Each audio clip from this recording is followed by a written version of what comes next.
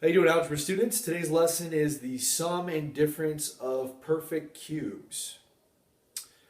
We are going to factor these, but now instead of perfect squares, we have perfect cubes. So if we make a list of the perfect cubes, like 1 cubed, 2 cubed, 3 cubed, 4 cubed, 5 cubed, 6 cubed, and actually 7 cubed is 343, and that's as much as I can remember. You can check the rest on your calculator if you want to. Okay, so when we start seeing numbers like this, first of all, there has to be 2 terms in the polynomial, and they both have to be perfect cubes. And if we look here, a to the third power and b to the third power, well, the cubed root of a to the third is just a, the cubed root of b to the third is just b. So since they're both to the third power in all of those are perfect cubes. And there is a formula, like there usually is, whenever we have a special case like this. Now, it's different than perfect squares. We're not talking about that. Remember, we're talking about perfect cubes. So this doesn't factor into a binomial times a binomial. This factors into a binomial times a trinomial.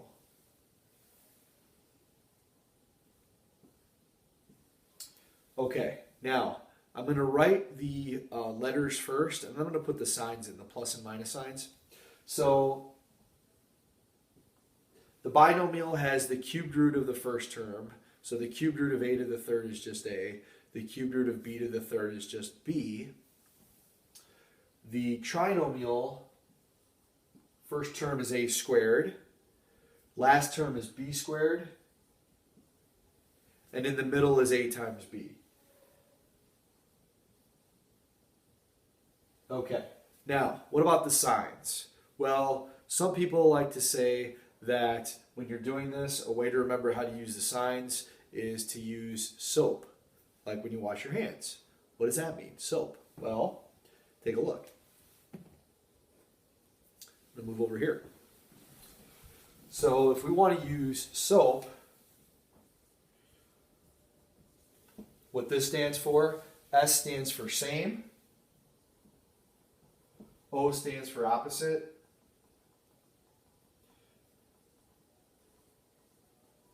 and then AP is always positive. Okay, so the first sign is always the same as what you started with. So if it's the sum of perfect cubes, that sign stays plus, stays the same. The second sign is opposite. So this sign here is opposite of the first sign, so it's going to be minus. And by now, maybe you figured out the last sign is always positive. Okay, so that's how you write the sum of perfect cubes formula. Difference of perfect cubes is very similar. We're going to use soap, same, opposite, always positive. And this time,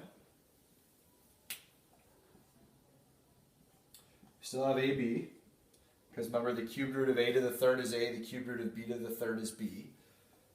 And then our trinomial has a squared, ends with b squared, and then the middle is a times b, like it is here. But now let's use the soap. Same, minus, opposite, so that would be plus, and then the last one again is always positive. And there you have it. Now let's do some examples so you can see what's going on. All right, number 1 says x to the third minus 64. And pay really close attention here. You might think that this is the difference of perfect squares because 64 is a perfect square. However, x to the third is not a perfect square. It is a perfect cube. So we're not going to use difference of perfect squares like we talked about previously. We're going to use difference of cubes, difference of perfect cubes. And 64 is a perfect cube. So we're going to set it up like so. Now, before we do anything, we have to figure out what our A and our B are, because it's not just A and B here. There's different letter, there's an X, and there's a number. So if X to the third is like our A to the third, then our A, which would be, let's actually do it this way. Let's write it out as A and B, and then let's replace. So if I write it out like it shows over here, all right, I have same, so we're going to go minus.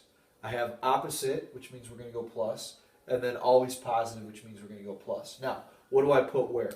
Well, my A value is actually going to just be X. My B value is the cubed root of 64. And if you're not sure what that is, try it on your calculator. The cubed root of 64 is going to be 4. So my B value is 4, which means X and 4. A squared is now X squared. A times B is now 4X. And B squared is 4 times 4, which is 16. So this is my final answer. You don't have to write this out, but I think it really helps to see that, and then we can just fill in the numbers and variables that we need. Okay, problem 2. This is, now let's see here, because there are 2 different coefficients and they're not ones, can we factor anything out by the greatest common factor? Well, it looks like 2, 4, and 8, they do not go into 27. So there is no greatest common factor, so we just leave it alone. This is the sum of perfect cubes, so it's going to be that one here. So I'm going to go A plus B, A squared. Now that's same, opposite, and always positive. Okay, now what's my A and my B value this time? Well, this is a little bit trickier because we have coefficients now. So my A value, let's see. The cubed root of 8 is 2. And then the cubed root of x to the third is just x. So it's 2x. My B value, the cubed root of 27, 3 times 3 times 3. So the cubed root of 27 is 3. Again, you can do this on your calculator. And then the cubed root of y to the third is just y. So my A value is 2x, my B value is 3y. So then when I fill in, I'm going to use a different color here. When we fill in, we have 2x plus 3y.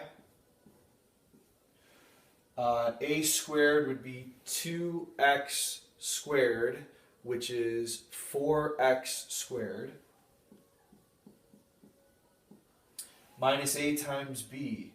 So that would be 6xy. Plus B squared. Well, if B is 3y, B squared is 3y squared. So 3y times 3y is 9y squared. There's my answer right there. And by the way, you can multiply out everything to check it if you wish. All right, number 3, very interesting.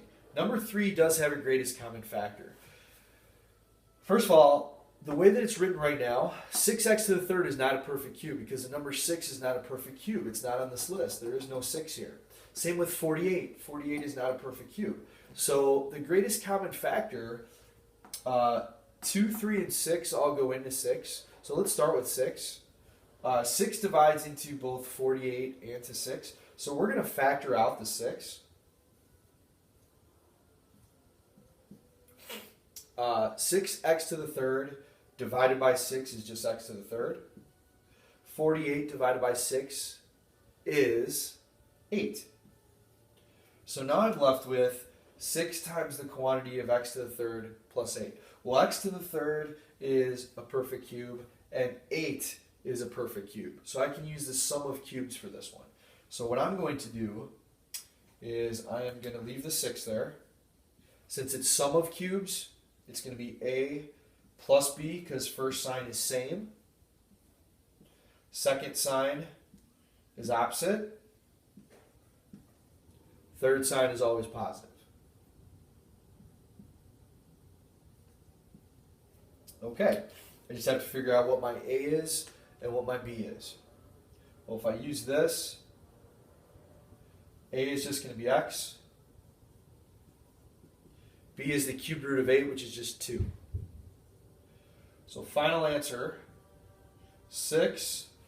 A plus b would be x plus 2. And then, let's see, x squared minus ab, which would be minus 2x. And then plus b squared, which would be plus 4. That one has 3 factors because we had to factor out the 6 before. Well, there you have it. There's sum and difference of perfect cubes. Thank you for watching. Please have questions ready to go tomorrow, and have a good night, guys. Take care.